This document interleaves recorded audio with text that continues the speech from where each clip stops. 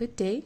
I'd like to explain how I used inquiry-based and dialogue-based teaching in my grade 5 English lesson on comic strips. So, according to Gravett, inquiry-based teaching starts with learners' curiosity and their existing knowledge.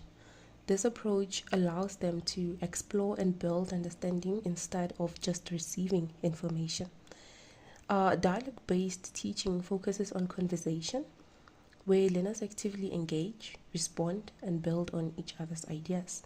So, in my lesson, I applied these principles from the very beginning. For example, when introducing a Garfield comic, I asked open ended questions like, what do you notice first? And why do you think the artist drew the character like this? I allowed about 8 seconds of wait time after each question so learners could think deeply.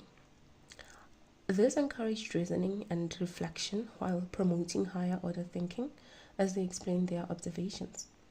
I used a reciprocal style of dialogue where learners built on each other's contributions, took risks in sharing partial understanding, and challenged one another's interpretations.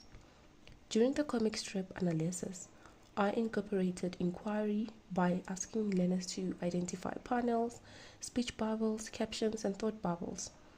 Then I asked how removing or changing elements might affect the meaning. Dialogue happened naturally as learners discussed in pairs before sharing with the class. This peer discussion helped strengthen understanding.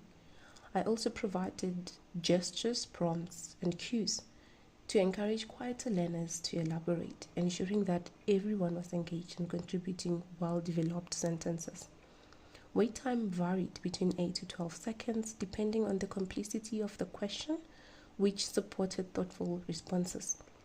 For creative inquiry, learners rewrote speech or thought bubbles to change the meaning. Here, a dialogue and inquiry worked together. Learners explained their reasoning, compared interpretations, and reprocessed their thinking based on their peers' ideas. Reflection at the end of the lesson encouraged metacognition and reinforced learning through discussion. This process shows Gravett's view that learning is most effective when it involves both investigation and social interaction.